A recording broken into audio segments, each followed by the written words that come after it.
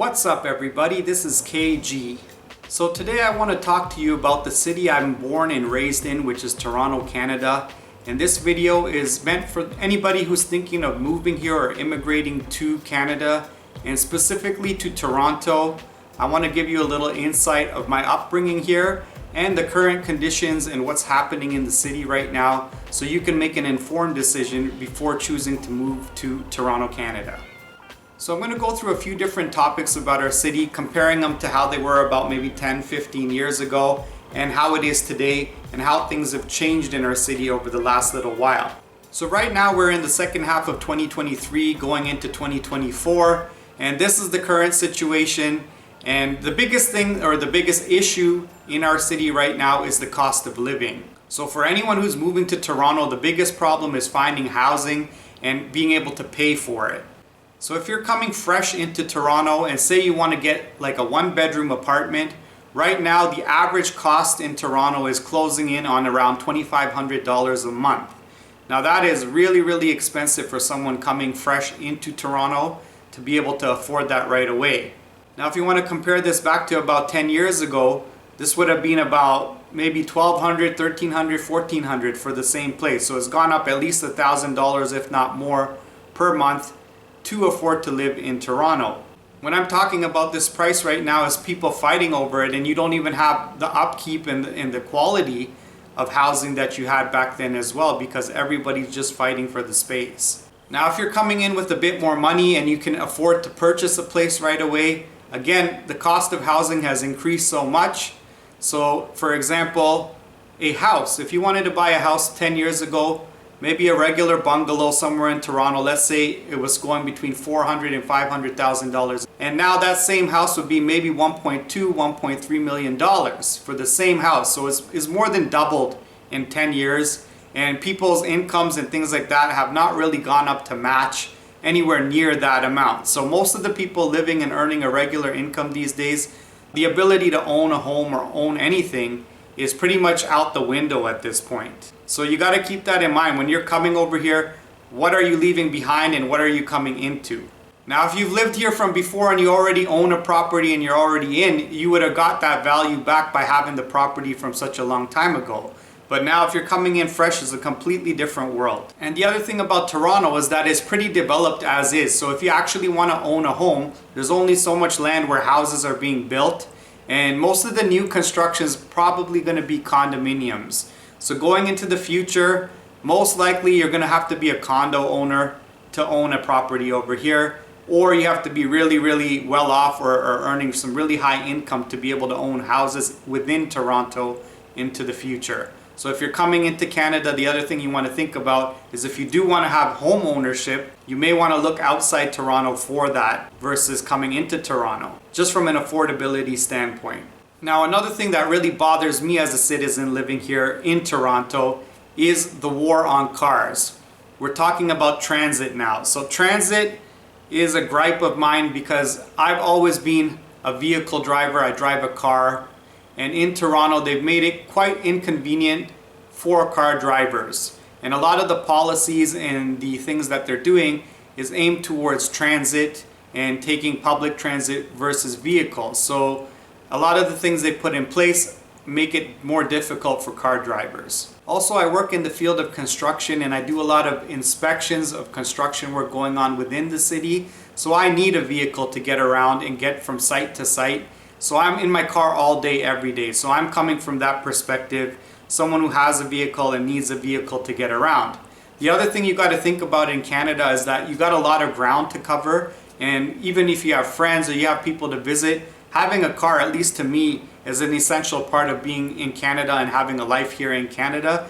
You got to go places and you got to go by vehicle to get to these farther distances. So to build on that, the current transit system is an older transit system. It has two main lines really. It has one central line going east and west and a U-shaped line that has been there for many years, and it hasn't really added on or gotten much bigger. I mean, there have been some extensions here and there, but for the way the population is going and to make this a transit friendly future in the city is not good enough for what they're trying to do. So I'll give you some of the things I noticed what they're doing. Number one is a lot of the development proposals for Toronto are condo type proposals where they're going to be putting up maybe a 20 or 30 story building, and then on the bottom level they're going to have retail. But the main difference compared to old condo buildings is that they don't really require parking anymore. From a zoning perspective, they don't require parking because they want people to be using the transit more and the infrastructure more. So they're proposing buildings where you're not going to be able to park a car. So that means if you're a person moving in here now or in the future, a lot of the people who want to live in the downtown core, they're going to have to choose to live without a vehicle, because where are you going to park it? Now maybe you're coming from a place where you never had a car before, but typically in Canada, having a car is synonymous with living life here. So now say you don't need a car and you're using the transit.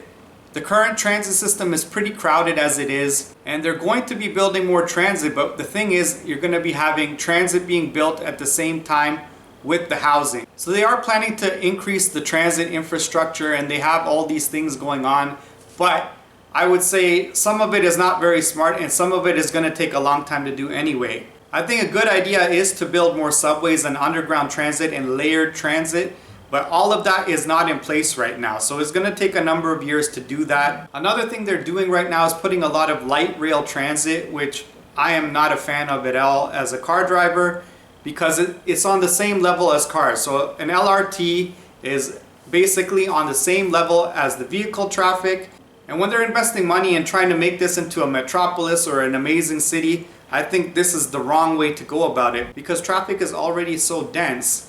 This just adds to the congestion. So the better thing to have done is either put subways underneath, or they can put a light rail transit that is layered so it's not on the same level as the vehicles. Maybe it runs above, right? You have something that runs above so the vehicles are not impacted by the transit system.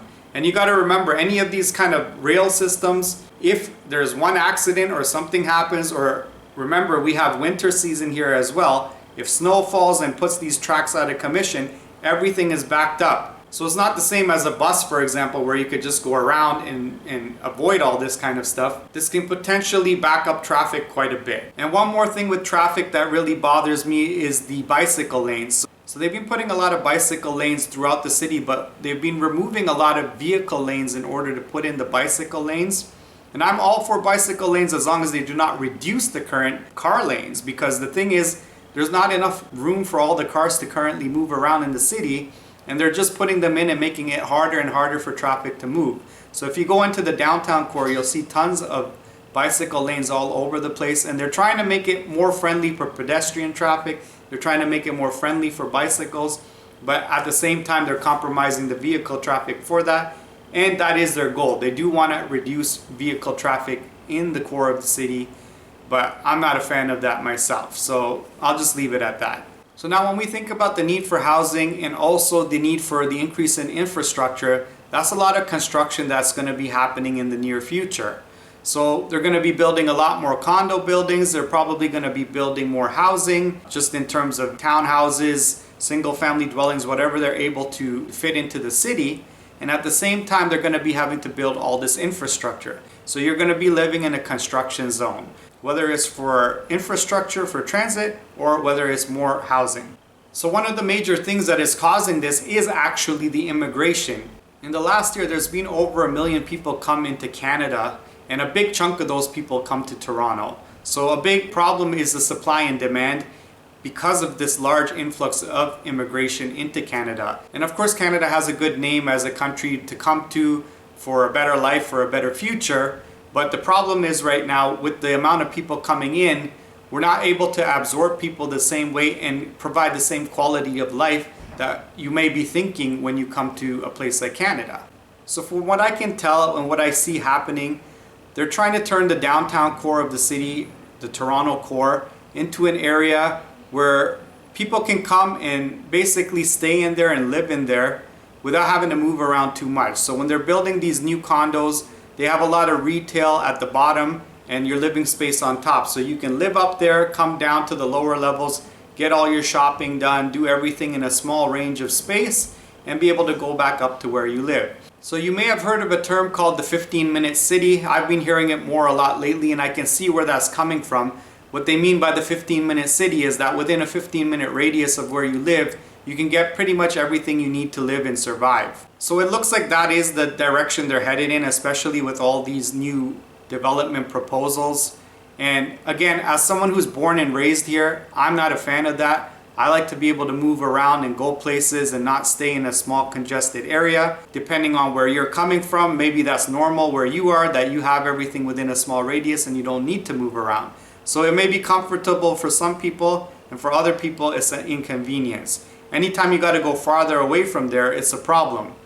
For example, for me, I like to go to cottage country a lot, which is northern Ontario, which is a place you can go enjoy nature, and you need a vehicle to go out there. Now, mind you, you could rent a vehicle or do something like that, but I prefer to have my own ability to move around more freely. If you're okay with not owning a car, then Toronto is a place you can come and use the current transit system and go between all this different chaos that's going to be happening around you. And if you're a lover of chaos, or if you're very comfortable or familiar with living in a chaotic situation, then by all means come into Toronto. Now, of course, a lot of people want to come to Toronto because that's where the jobs is. As an immigrant, you may also feel that you have people from your own community, because Toronto is a very diverse city. Wherever you're coming from, most likely you have a population of the people of wherever you're from already situated in Toronto. So a lot of people come here just for the comfort of being around their own people. So that's understandable as well. Like I mentioned earlier, one of the biggest issues is the speed at which immigration is happening, and the amount of people coming into here is making it a lot tougher to absorb everyone properly. And what I personally see happening now is that the city is changing. It's not the same city it used to be. It's getting a little bit more tense in here. With more people around, you can see a little bit more poverty happening. You can see a little bit more aggressive behavior. The crime is definitely starting to increase a bit. And I think with the cost of living here going up so much, you're starting to see people struggle more. So you're seeing the effects of that in the city a lot more than in the past. So I would say it is a little bit more dangerous, but then again, every big city has its own dangers and problems. So it's something that is there, and it's something that's kind of getting a little bit more tense, I would say. And also the people in general, when you're out and about, a lot of people are hustling, bustling more because they got to work more, they got to work harder to make ends meet. So there's more tension in the air because of that. I can definitely feel it. Another thing to think about is when you come to Canada, you hear about the free healthcare. And we do have that universal healthcare still in Canada, but there's another problem there. You have a shortage of a lot of the doctors and nurses, and you don't have enough doctors for the people that are already here, never mind the people that are coming in. So I have a friend of mine who's originally Canadian, lived in Japan for many years, and he came back to Canada recently. He's not able to find a family doctor for him or his wife right now because there's just a shortage of doctors in general. So access to healthcare is an issue right now here as well. And even for people who are born and raised here, there's a long wait list. Anytime you need to see a specialist or go to any of these specialty people, it's not like you get to see them right away and you get instant healthcare. Everything is delayed here because of the same things I'm mentioning to you. So when everything is delayed, you get delayed healthcare access, and that could affect your health, especially if you're in some sort of a serious situation. You could deteriorate before you're able to see the right person that you need to see to help get yourself fixed. Now, there's a hospital near where I live where they've been doing quite a bit of renovations and upgrading it, and it's really nice to see, but a lot of that came from private donations. The one issue is here is when you're depending on the government here, they're not really coming through the way you would hope. And I think in the future, a lot of things are going to have to be done from a private side to really keep up the quality and keep things well. Because the government right now is definitely not keeping up with what they should be doing, especially with the high amount of taxes we pay in this country. That's another thing. We pay so much income tax and then HST and all these other kind of taxes, and tax upon tax upon tax. And in the past, when I was growing up as a youngster, we used to get so many things for that money. We used to pay our taxes, we get all these extracurricular activities, good health care, everything was nice. Now we're paying so much taxes and I don't know where that money is going. A lot of it disappears, and the value for the taxes you're paying is definitely not there. So you're going to have to keep that in mind when you come here. If you're thinking Canada is that great place that it used to be, it's not up to the same level these days, that's for sure. So I would say these are some of the major points to think about when you're planning to come to Toronto right now. And with that in mind, the main thing you should be thinking about is your quality of life. Are you going to have a better quality of life by coming to Toronto? So the first thing you need to do is compare where you are to life here in Toronto. So how is your quality of life where you are? If you're in a place that's at war and you're escaping war, then obviously it's better to come here. If you're in a place that's high poverty compared to here and you're coming and making a better life for yourself, that's a good thing. Now if you're settled and you have a good life going somewhere else and you have a good family life, something like that, do you really want to uproot and come to a place like this right now? You got to ask yourself this type of question when you want to compare and contrast. Like, what do you have where you are and what do you think you're going to get by coming to a place like Toronto? If you're already in a city that's crazy, hustle bustle, a lot of construction, and you have that same kind of atmosphere but you feel like you might have a better life here, then it's something worth comparing. But if it's maybe apples to apples, if it's very similar, then you really have to ask yourself, am I coming to something better or am I going to be staying in the same kind of scenario? So then if it is kind of the same, then why are you really uprooting and coming? You're definitely going to need a lot of money to survive out here. Most people here are struggling paycheck to paycheck just to pay their rent. If a one-bedroom apartment is $2,500 a month, if you're coming in fresh, it may be difficult to pay the rent on your own. So one of my suggestions would be, if you're coming in fresh, maybe if you're a young person wanting to start out your life in a new place, don't come alone. Come with maybe 4 people. Come with a group of people. So all of you can work together, pay for a place together, split the rent, and then be able to live nicely in the city so that you can enjoy it a bit. Because if you're just struggling paycheck to paycheck and just barely covering your rent, and then you can't really enjoy the city or take part in any of the extracurricular activities of the city or anything else you want to do, then why are you coming here? I would assume you would want a better quality of life. And if you're just working like a dog every day, are you actually getting a better quality of life? So if you're coming in, you got to come in strategically. If you're already rich and coming in with a lot of money, then maybe it's a different scenario for you. But if you're coming in fresh, maybe you want to come in with a team. Or if you're coming, do you have a high-paying job? Are you making a lot of money? Or are you coming in with an entrepreneur mindset to start your own business? For example, if you want to go into construction, this is probably a great place to come to because construction is going to be needed here for many, many years to come. So maybe you want to come here, do a trade for a few years, and then upgrade and start your own construction company. Hey, maybe that's a great idea, and maybe for that it's worth it to come here. So you got to be strategic. Think about how you can be benefited by coming to this place before you decide to come here. So the one good thing about coming to Canada in general is how vast and how big this country is. You could always start out in Toronto and then expand out to other areas later. So you may want to start out here maybe to get started, maybe to get your foot on the ground.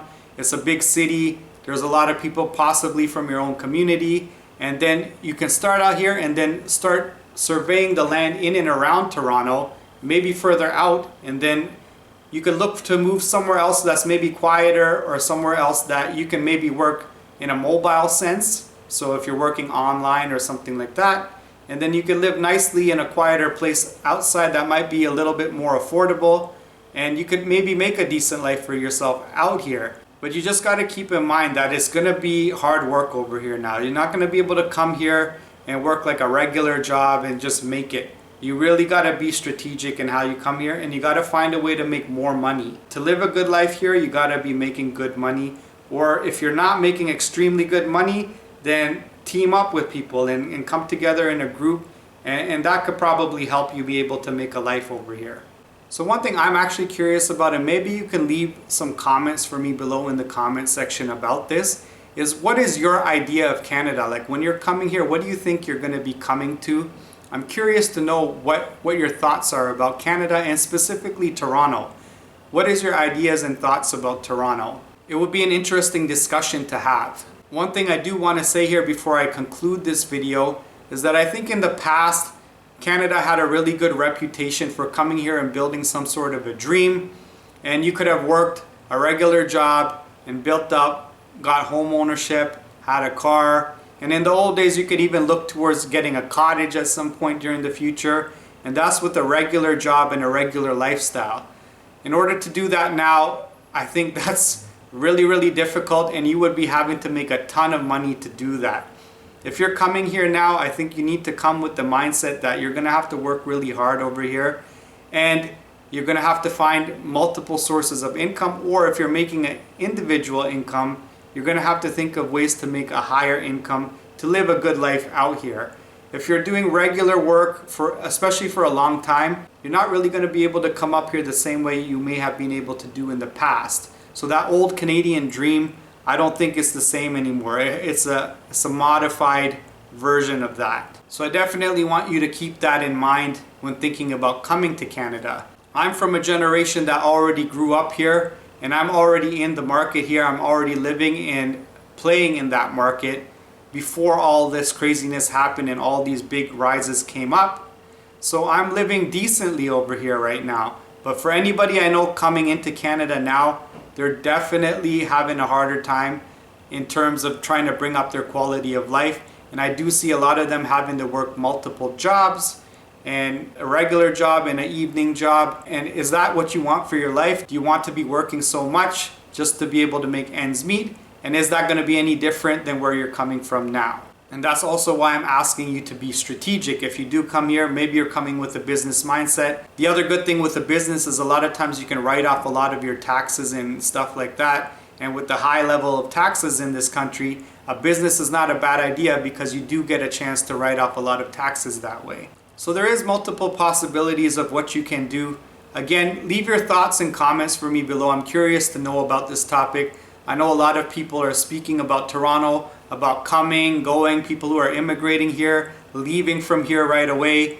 It's an interesting topic for sure, especially because Canada has always been known as a great place to come, and it's definitely not the same as it was in the past, but it's also a beautiful country overall. If you do end up coming to Canada, there's a lot of nature, a lot of beauty. There's things to explore and enjoy here for sure.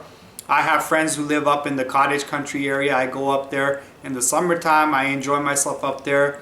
Lots of beautiful lakes and sceneries. And if you're a nature lover, this is a beautiful country to come to. In the West Coast, you got the mountains. You can go skiing. You can do a lot of outdoor activities. Again, you're going to have to move a lot in Canada, so you got to be mobile to be able to do that. And overall, it is a really nice country in that sense. So as someone who's born and raised here, I am conflicted myself because it's definitely changed quite a bit. But I guess change is inevitable. Everything changes. So I'm just trying to give you the current scenario of what this city is like. And then you got to make your own choices in life and see where it leads you. I mean, I don't think Canada is the only place that has changes going on. There's a lot of difficulties and ups and downs in so many different countries right now. After being shut down and locked down for a few years, a lot of people have been uprooted. A lot of things have changed. A lot of industries and sectors have lost employees and workers. There's shortages all over the place. Everything's sort of like in a rebuild situation right now. Not just in Canada, but in many places in the world. So you really got to weigh out where you're coming from and what your goals are and what you want to do in life. And then make a choice from there. But hopefully you found this video informational and helpful to you. Again, if you have any comments for me, leave them below. If you enjoyed this video, please give me a thumbs up. If you haven't subscribed to my channel already, please do so. And remember to hit the bell button so you're notified each and every time I post a new video. And remember to share this video with all of your friends. Take care, and we'll see you next time. Peace out.